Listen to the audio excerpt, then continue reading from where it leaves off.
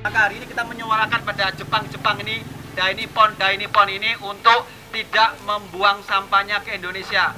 Hingga saat ini belum ada upaya secara penuh untuk mengurangi polusi dan meningkatkan kesehatan masyarakat Jawa Timur.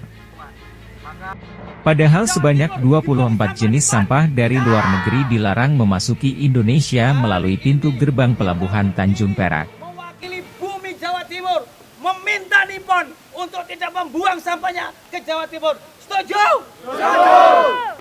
Data UN Comtredi pada 2020 sampai 2023 menyatakan, Jepang salah satu negara mengirimkan sampah plastik ke Indonesia dengan rata-rata 1,5 juta kilogram per bulan.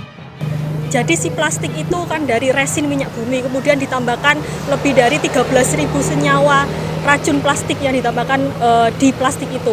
Ada salah satunya ada bisphenol, kemudian ada ftalat, ada alkalilfenol, dan banyak lagi, ada 13.000 lebih senyawa racun plastik yang ditambahkan di produk plastik tersebut, dan itu bisa masuk ke dalam tubuh kita ketika kita menggunakan plastik sekali pakai. Ini menyebabkan Jepang menjadi salah satu dari 6 negara pengirim sampah kertas terbesar di Indonesia. Karena kami di sini mendapatkan bahwasanya Jepang termasuk salah satu negara pengekspor sampah terbesar di Asia.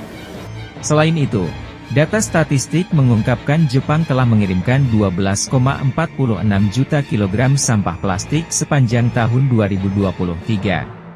Ya, sekarang di tahun terakhir yang kami dapatkan itu datanya adalah 12 juta, 47 kilogram. Itu datanya, 12 juta. Dan rata-rata mereka mengirimkan per bulan itu 1,5 juta ton.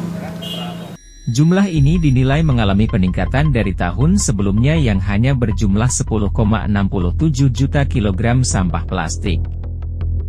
Temuan sampah impor ini terdapat di Kecamatan Pagak Kabupaten Malang dan 2 desa di Kabupaten Sidoarjo yang dijadikan dumpsit sampah impor, yaitu Desa Gedangrowo dan Desa Bangun. Mau bertanggung jawab terhadap sampah-sampah yang sudah mereka kirimkan di Jawa Timur. Karena di Jawa Timur ada 3 dumpset sampah, ada di Desa Wirobiting, terus ada di Desa Bangun, ya di Desa Bangun yang sekarang pindah di Gedangrowo. Terus kemudian yang terakhir ada di Kecamatan Pagak, Malang. Sementara investigasi Ecoton mengungkap bahwa celah masuknya sampah ini melalui aktivitas impor kebutuhan bahan baku kertas bekas di Jawa Timur. Pada impor ini, kertas bekas disusupi sampah plastik dan sampah rumah tangga dengan persentase sebesar 30%.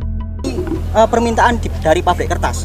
Jadi sebenarnya adalah yang diekspor oleh Jepang itu kertasnya, cuman mereka disusupi oleh plastik dan limbah-limbah B3 gitu, yang sebesar 30% gitu persentasenya. Sampah plastik impor membawa petaka buruk bagi lingkungan. Sebab ada ancaman kontaminasi mikroplastik dan racun pengganggu hormon di sungai Indonesia. Khususnya di Sungai Brantas yang menjadi sumber air baku PDAM di Kota Surabaya, Gresik, Sidoarjo. Kemudian kalau di air sampah plastik itu menghasilkan mikroplastik yang dapat masuk ke dalam tubuh ikan, ke dalam perairan, yang menjadi bahan baku PDAM yang diminum oleh masyarakat Surabaya. Kemudian di udara juga mikroplastik itu kan, plastik itu sama plastik impor itu kan dibakar. Itu mencemari udara yang ada di Sidoarjo, khususnya di daerah Tropodo itu, karena sampah plastik dibuat untuk bahan bakar pembuatan tahu.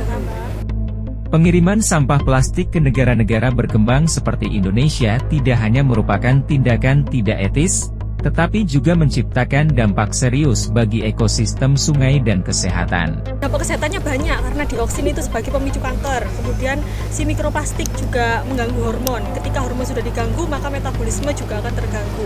Metabolisme akan terganggu, maka akan mengganggu organ-organ yang ada di dalam tubuh kita. Makanya kita menemui penyakit diabetes, terus kemudian ada kanker, tumor, dan lain sebagainya. Itu salah satunya dipicu oleh zat-zat racun dari sampah plastik tersebut.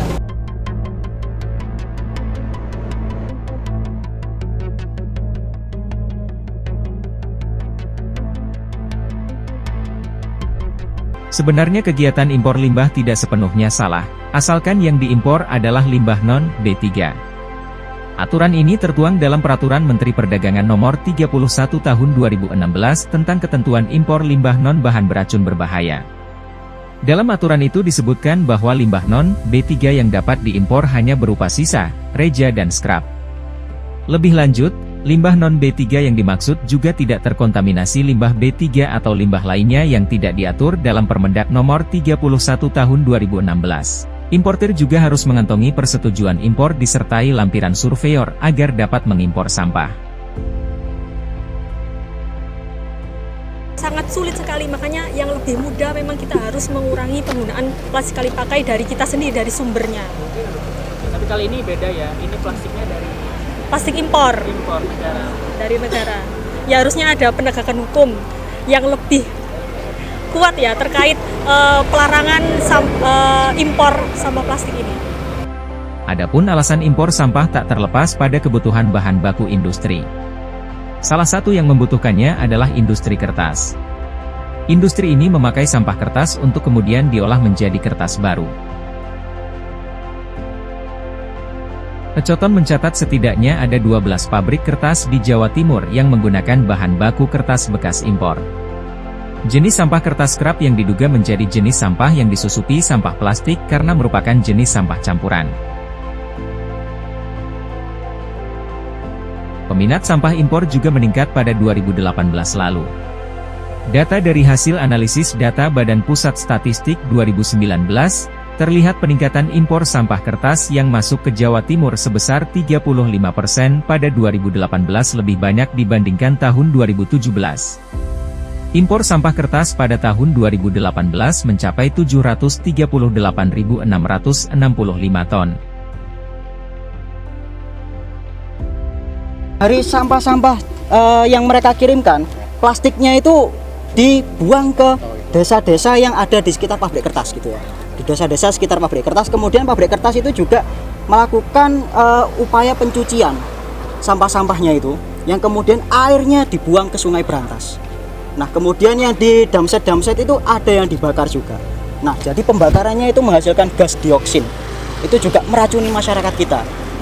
Di sisi lain, sampah plastik meninggalkan persoalan terhadap lingkungan hidup. Sebagian sampah remah plastik bernilai ekonomi rendah pada umumnya dibakar di permukiman masyarakat atau dibuang di bantaran sungai. Ini yang kemudian dapat mencemari udara, air, dan tanah di sekitar lokasi pengumpulan sampah. Kemudian yang di sungai itu masuk ke ikan-ikan. Bahkan kemarin ketika kami terakhir di Kaliporong itu ada beberapa ikan yang mati gitu. Banyak ikan yang mati di sana. Yang di dekat outlet pembuangan salah satu pabrik kertas yang ada di sana.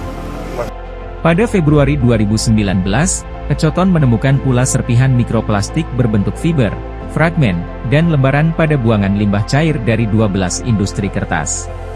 Limbahnya dibuang di Kaliporong. Di hilirnya ada ribuan hektar tambak.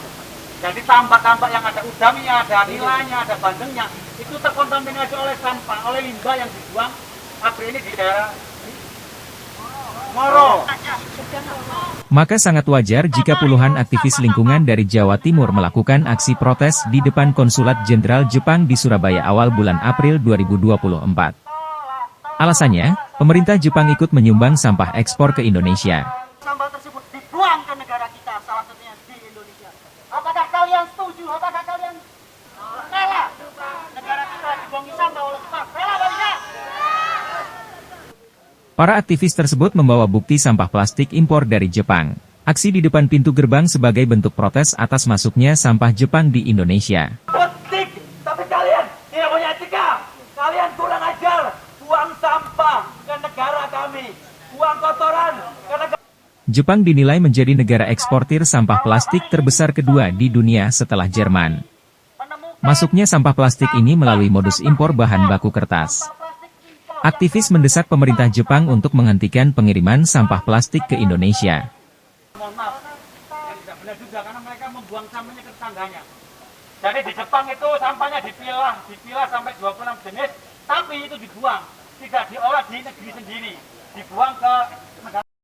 Jepang juga harus bertanggung jawab atas kerusakan lingkungan yang disebabkan oleh sampah-sampah plastik, sampah domestik yang telah mencemari air dan udara di Jawa Timur. Negara Jepang yang tampak bersih dan cantik ini, sebenarnya hanya bagus di muka. Jepang negara yang jahat, tidak mengolah sampah yang dihasilkannya.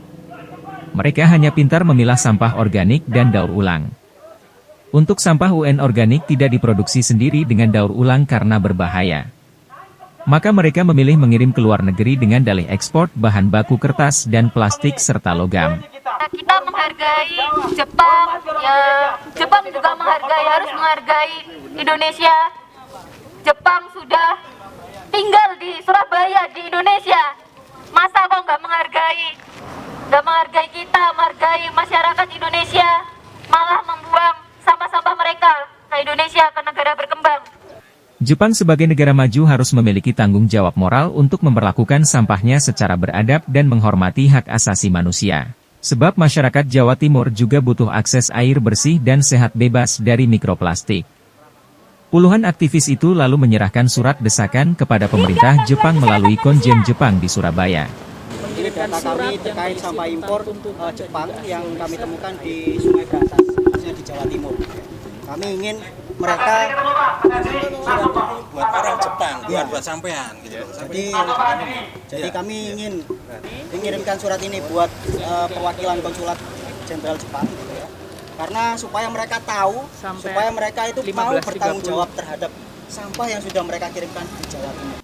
Surat itu berisi 6 poin penjelasan soal impor sampah Jepang ke Indonesia dan 6 poin desakan untuk menghentikan impor sampah.